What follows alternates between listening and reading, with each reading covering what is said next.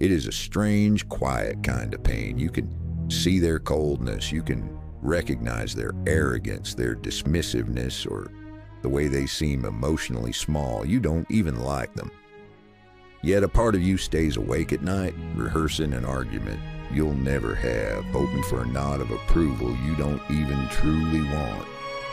Why does their indifference matter so much? Why do we grant the people we respect the least the most power over our peace of mind?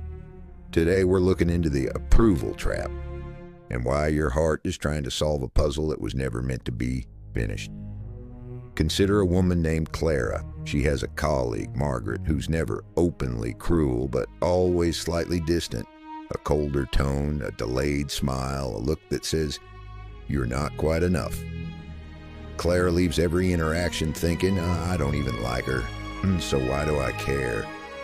The truth is, Margaret isn't just a person to Clara. She has become a mirror.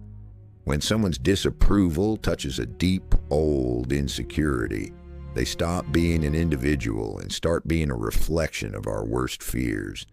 We begin to believe that if this difficult person finally accepts us, then maybe we are finally acceptable. If the person who seems impossible to please finally smiles, then the part of us that doubts itself can finally rest.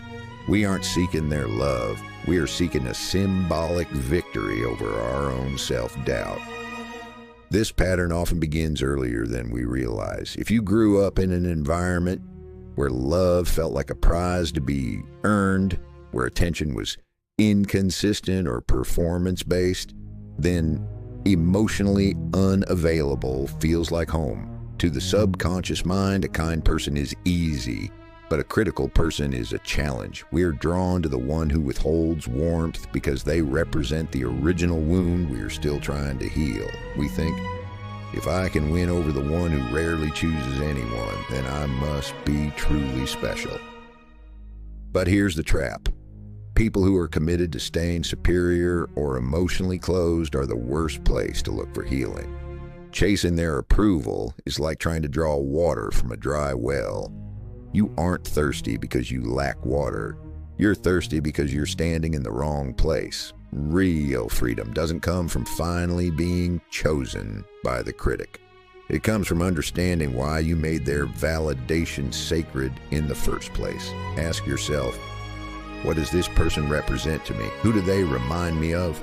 Once you see the pattern, the obsession loses its power. You realize you aren't craving their affection. You're craving relief from the way their rejection makes you feel about yourself.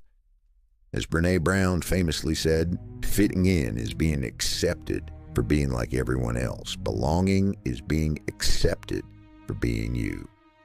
You have been exhausting yourself trying to fit into the narrow approval system of someone who may not even have the capacity to see you.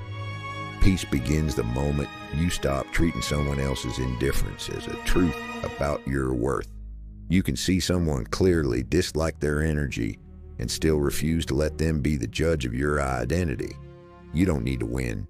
You just need to walk away, because the only approval that can truly heal the wound is the one you stop asking others to give you. If this helped you find a bit of quiet today, consider subscribing. Until next time.